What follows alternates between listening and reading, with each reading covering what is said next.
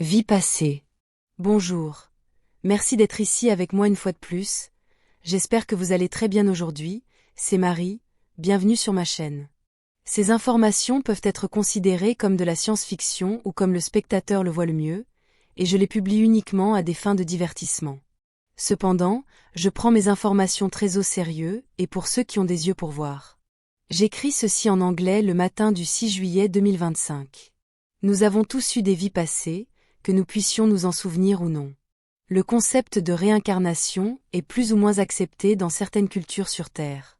Cependant, je ne dirais pas qu'il est largement accepté à l'échelle planétaire, car certaines des religions les plus puissantes le nient encore, tout comme la science dominante, qui est une autre religion, que cela plaise ou non.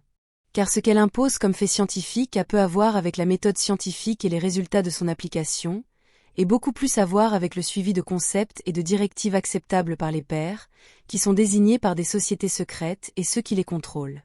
Quiconque, qu'il soit scientifique ou non, suit la méthode scientifique et trouve des résultats sur à peu près n'importe quoi qui pourrait rendre le statu quo inconfortable, est ostracisé, ridiculisé, et s'il insiste, éliminé, faisant passer cela pour un accident, dans la plupart des cas. En l'état actuel des choses, sur Terre, la méthode scientifique n'est utilisée que comme une excuse élégante pour imposer des idées et des concepts à une population pas si bien informée, des idées et des concepts qui servent ceux qui sont au pouvoir et leurs agendas contre le peuple.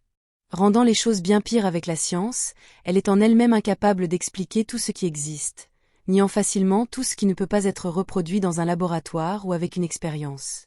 L'un de ces sujets que la science sur Terre ne peut prouver, et met de côté comme de simples coïncidences et curiosités, qui, selon elle, doivent toujours avoir une, je cite, explication logique, est la réincarnation. Il existe de nombreux cas bien documentés et bien connus sur Terre, pourtant ils sont laissés comme des curiosités et rarement pris au sérieux par quiconque ayant une autorité scientifique. Ces cas sont suffisamment solides pour rendre même les scientifiques les plus rigides mal à l'aise, et comme ils ne peuvent pas expliquer immédiatement les faits indéniables, ils choisissent de faire croire à l'auditeur qu'ils peuvent aussi tenir une conversation philosophique, où ils changent complètement le sujet. Les scientifiques sur Terre évitent ces types de sujets parce qu'ils gênent grandement leurs cercles sociaux, ils ne veulent donc pas faire de vagues ni compromettre leur position sociale durement acquise, juste pour tenter de prouver quelque chose d'aussi douteux et irrationnel à leurs yeux que la réincarnation. Les choses concernant l'acceptation de la réincarnation dans des cultures interstellaires hautement avancées sont beaucoup plus faciles, bien qu'il soit encore assez difficile de prouver cela uniquement par la science, pourtant pour eux, la science est l'un des nombreux outils pour comprendre la réalité et elle n'est pas dogmatique, car elle a sa place, mais elle ne détermine pas ce qui est un fait et ce qui ne l'est pas. La plus grande raison pour laquelle la réincarnation est si bien acceptée dans toutes ces cultures interstellaires est due au simple fait que la plupart des gens, pas tous, se souviennent au moins d'une vie passée dans une bonne mesure, et beaucoup se souviennent de plusieurs.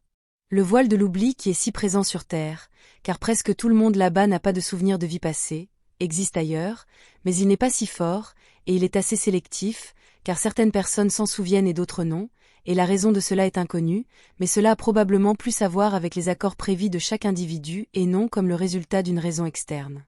Les cultures interstellaires avancées ne voient pas le voile de l'oubli sur Terre comme le résultat d'un quelconque archon, ou d'une entité sombre avec un instrument ou un dispositif mécanique ou électronique qui efface la mémoire de tout le monde avant qu'il ne se réincarne, à des fins d'exploitation, comme beaucoup le théorisent.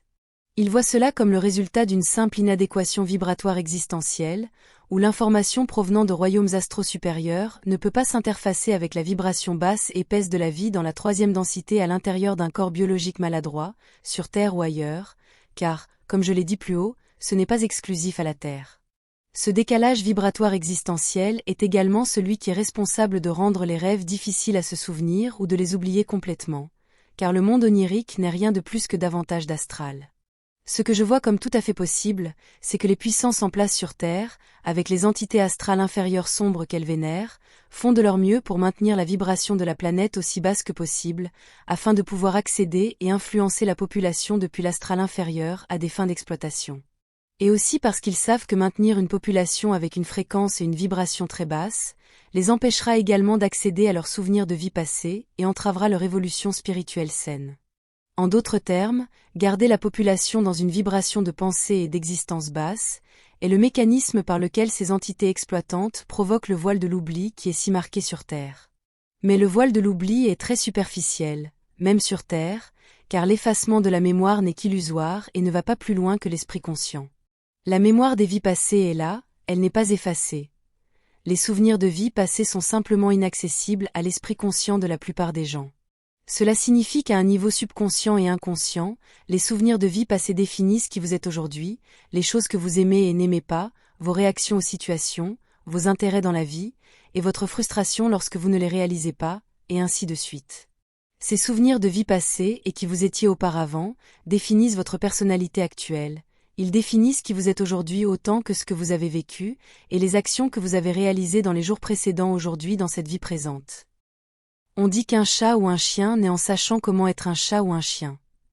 Tandis que les humains doivent tout apprendre à partir de zéro. À mon avis, les chiens et les chats, comme tout autre animal, doivent également apprendre à être un membre de leur espèce.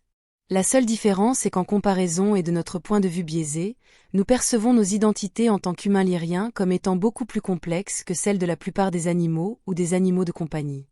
Nos règles socioculturelles sont très complexes et plus difficiles à apprendre pour nos jeunes que celles de la plupart des autres espèces animales.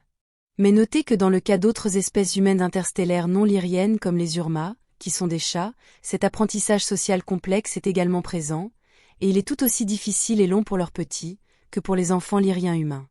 Mais même si le processus d'apprentissage pour nos enfants et nos petits est difficile et long, il ne s'agit en aucun cas de repartir de zéro, car il s'agit plutôt d'un processus de souvenir et de tri inconscient de ce que nous avons tous appris dans des vies passées et comment tout cela peut être utilisé dans celles-ci. Bien sûr, les enfants et les petits doivent apprendre beaucoup de nouvelles choses dans un processus coûteux, long et même douloureux. Mais la raison même pour laquelle ils peuvent être aujourd'hui un jeune humain lyrien ou un petit urma est à cause du seul processus d'évolution qu'ils ont accompli auparavant, car vous ne pouvez pas apprendre tout ce qui est nécessaire pour être un humain, ou un urma. En ces quelques années d'enfance, vous avez besoin d'un bagage spirituel nourri et d'un contexte avant cela. En d'autres termes, vous devez correspondre en fréquence et en vibration à un enfant humain lyrien, ou un petit urma. De plus, vous en tant qu'âme, devez être en accord vibratoire et de fréquence pour être enfant humain lyrien spécifique ou ce petit urma, ou un membre de toute autre espèce. On dit souvent que les âmes n'ont pas de genre, car cela ne fait partie que de l'expérience physique. Bien que cela puisse être vrai, les âmes ont une préférence marquée pour être d'un genre ou d'un autre, bien qu'elles passent de l'un à l'autre tout en développant leurs préférences.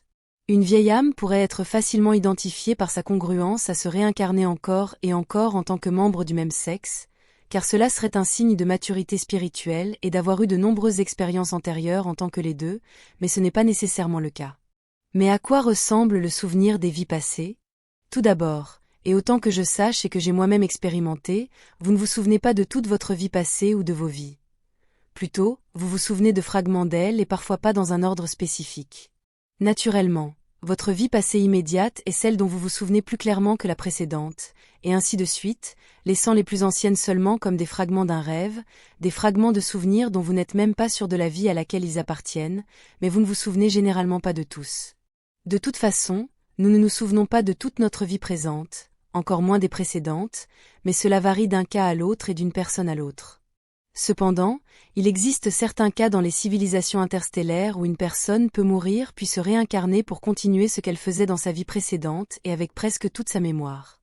Certaines personnes se souviennent de ce que c'est que d'être entre deux vies, et elles disent que c'est très semblable au monde des rêves, où les choses se manifestent immédiatement et ont également tendance à se métamorphoser facilement, où une chose peut devenir une autre, car elle reflète simplement la vibration de ce que l'âme pense ou ressent, comme tout ce qui s'y passe également.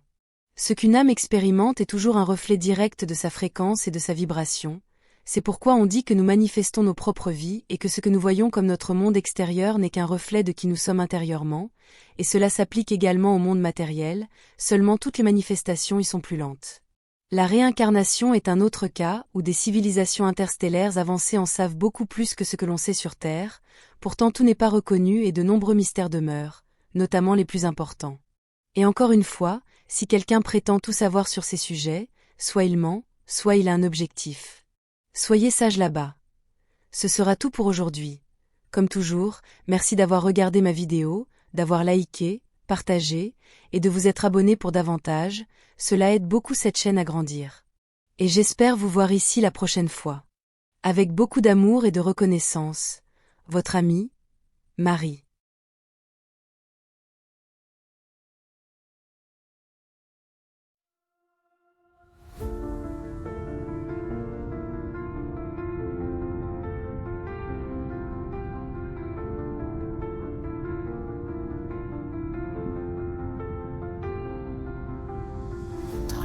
l'immensité des cieux, nos rêves se déploient. Une étoile guide nos voeux vers un monde de joie. Chaque lumière dans la nuit raconte une histoire, un voyage infini aux confins de l'espoir. Nous sommes des voyageurs sous un ciel infini.